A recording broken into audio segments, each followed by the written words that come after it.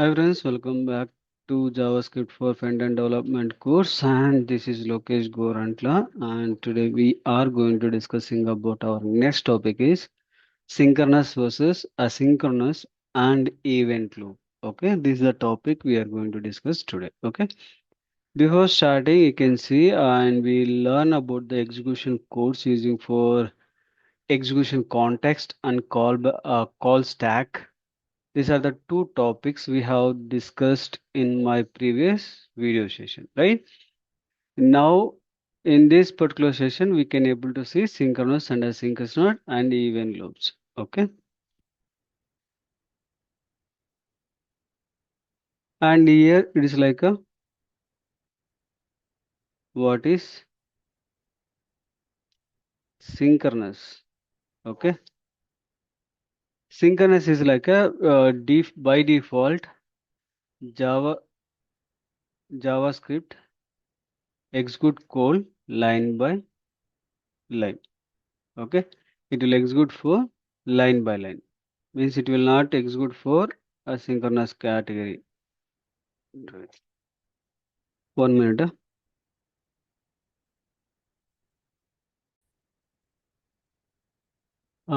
Sorry.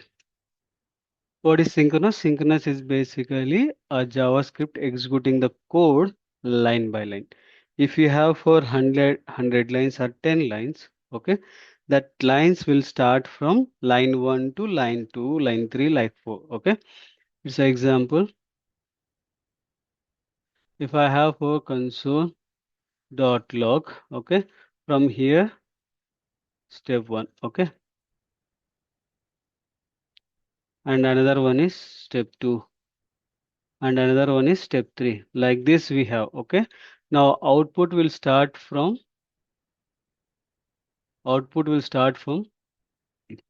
step 1, step 2 and step 3, like this it will start, right? Then this call as a execution happens in a order base. Okay, this we can call it as a programmatically synchronous programming. Okay, synchronous program, think that standing like a queue, okay, in the bank. Whenever you want to deposit or withdrawing something, okay, you have to follow like a queue, right? One person is completed until unless second person will not goes, right? First person need to complete his all the actions, then he need to go for side, then only the second person will be pick. The similar format here also the same condition, like the steps will start from one place to like one particular execution is completed, then only it will complete for second. Okay, the problem here is, what is the problem here? The problem is basically waiting period. Okay, wait.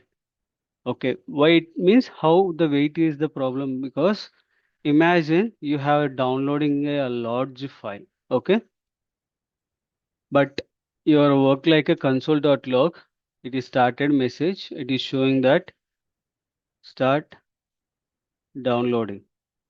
Okay, then the image will take for 10 seconds to download. Okay, here is image.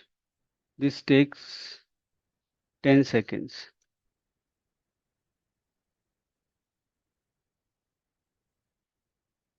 10 seconds to download. Then here we can able to say complete download, right? This needs to be work, right? Once it is completed, we need to call for console.log to continue work. Okay. If the JavaScript waiting for every slow operation, then the browser could freeze automatically, right? In this case, if it is freeze after you doing some any clicking buttons or a scroll page or type anything in a form or something, okay, that will not work because the browser is already frozen, right? Because every time it is taking a time and it is going that. Thus, in this case, it will fail. Actions are will be failed. Then what is the solution? In that case, it is come for synchronous. Okay. What is synchronous? Synchronous is a programming. Asynchronous programming allows JavaScript to start a task and continue executing other code without waiting. Okay. JavaScript asynchronous program allows to JavaScript to start a task and continue execute other code without any waiting for that. Okay. How it will be? Example like a console.log, same one I'm going to take again. Okay. It will be start here. Okay. Now here set timeout. Okay. Inside that I'm going to create the arrow function. Okay, and comma I will set up for the time. Okay, inside I can do for my timer. Okay, what are the actions I want I can able to do for inside that. Okay, time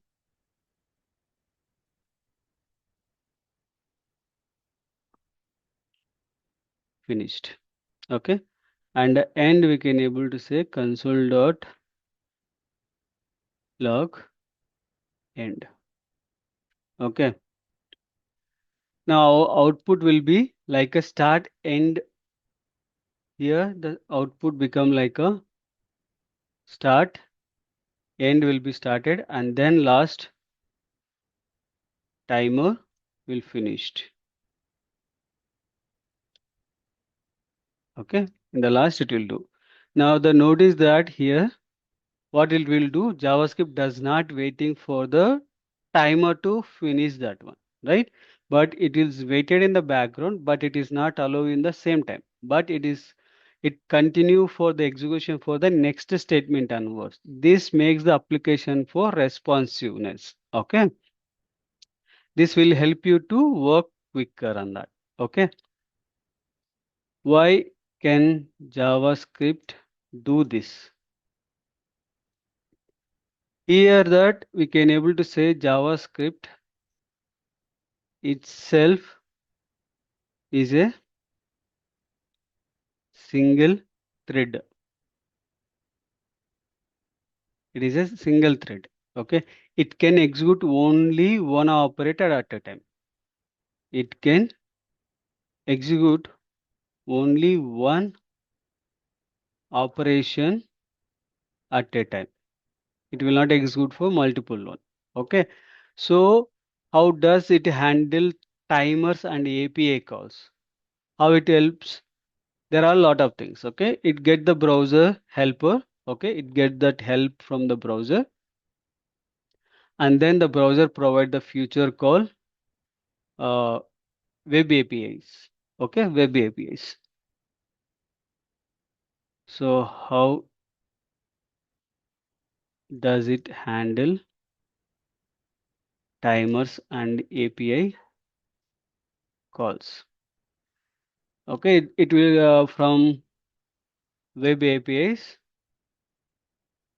It will take the help of APIs and then it will take. Okay, example of those like a set timeout, one method API, and set interval, another one, and DOM events, any DOM events it will call, and we have for another one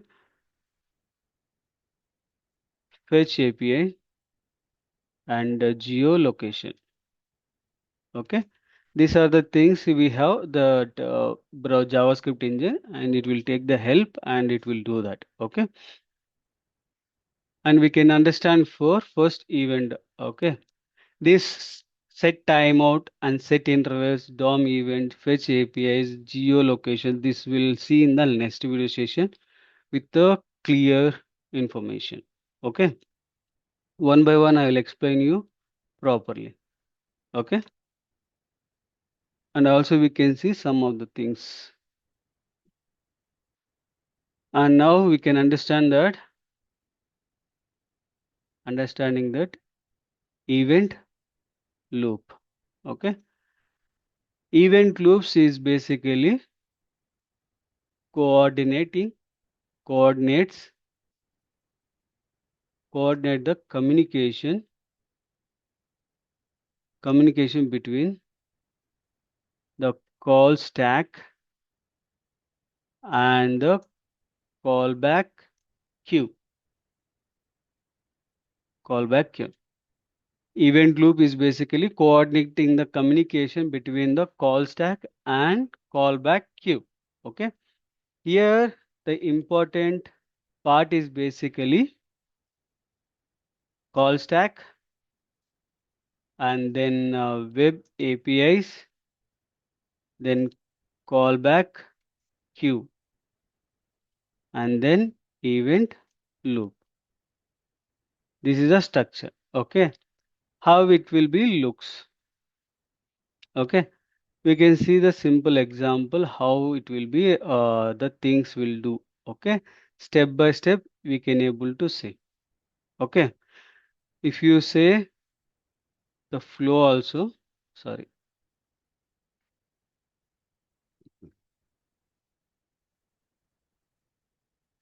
First it will start from JavaScript code. Then it will start for stack calling the stack, and then it will start for web APIs, and then callback queue. Okay. And the final event loop, and then in the finally it will take call stack again to close that entire memory cleanup. Okay. Memory cleanup it will do. Okay. For this we can see the simple example of code how we can write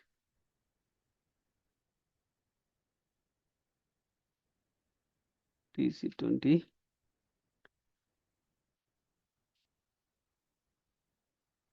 event loop dot html.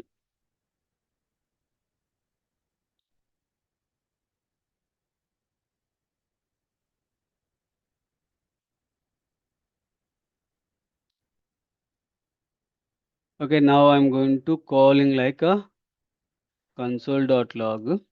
Okay, here I am making as a start. Okay, then I'm using for time set timeout. Okay, set timeout and creating for arrow function, and then inside that I'm using for console.log timer. Okay, and comma 2000 milliseconds. Okay, and then I'm going to show for console.log and I can able to use for end. Okay, now I'm saving this one. Okay, now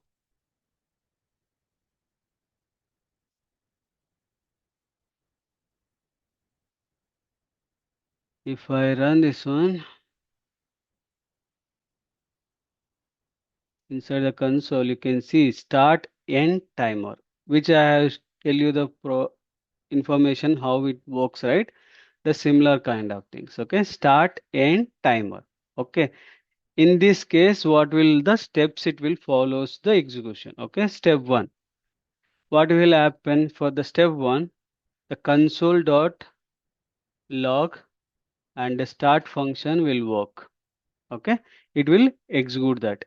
Okay, then once it is executed, then call the stack. It will call the stack because the timer it is there. That's why it will call the stack first. Okay, then it will create the global. We'll learn about the global how it will create it also. I have shown in the last video session. Okay, it will keep the console.log as an empty. Okay, it will keep it there. Okay, the output become a start because here is the execution will go on a start location. Okay, and the step two, it will take as a set timeout.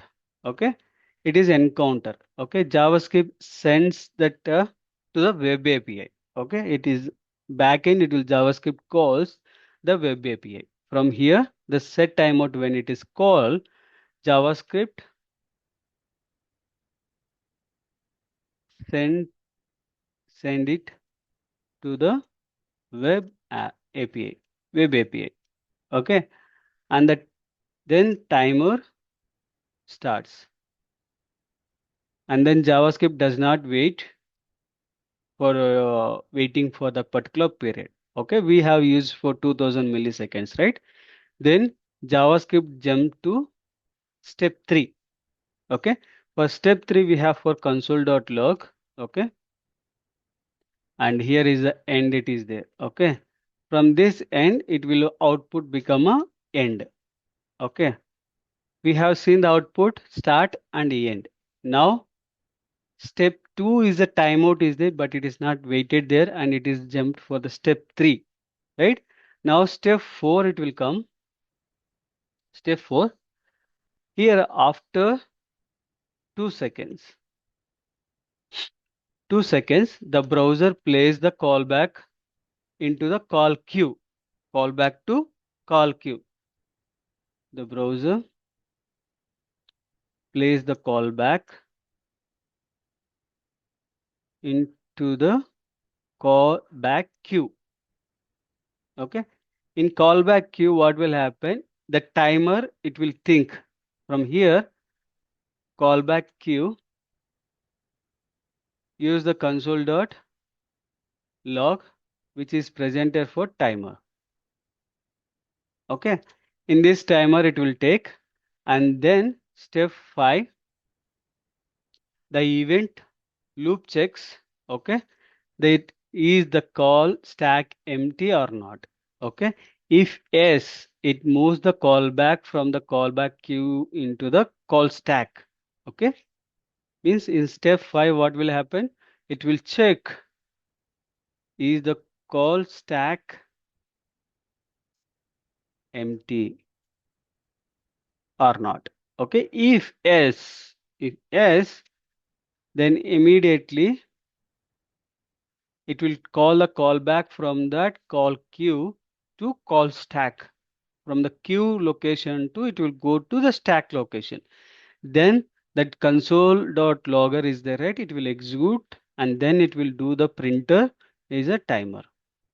Okay, this is the flow. It will execute each step by step. Okay,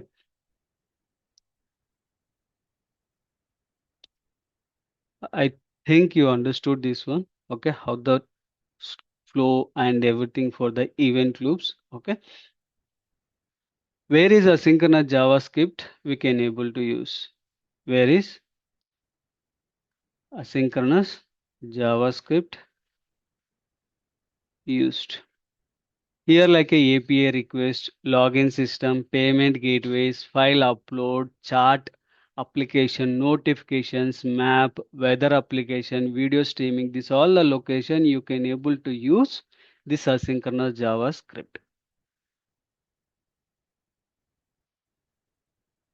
Okay. Then finally we can see assignment. Okay. Assignment, what is the assignment? Write the program for the print statement. First, application starts. Okay. Then user logged in and then loading dashboard and then dashboard loaded. Okay. Dashboard loaded. Here you can use for first print 3 message immediately. Anything like a first 3 you can able to print immediately, and then dashboard loaded use the after 2 seconds using for set timeout. Okay, using the set timeout you can use and it will load for the last. Okay, observe that how it is displayed. Okay, this all about for our today class synchronous and asynchronous and event loops. Okay, I hope it is entire information for you. Thank you for watching and please do subscribe and share to your friends and colleagues. Thank you.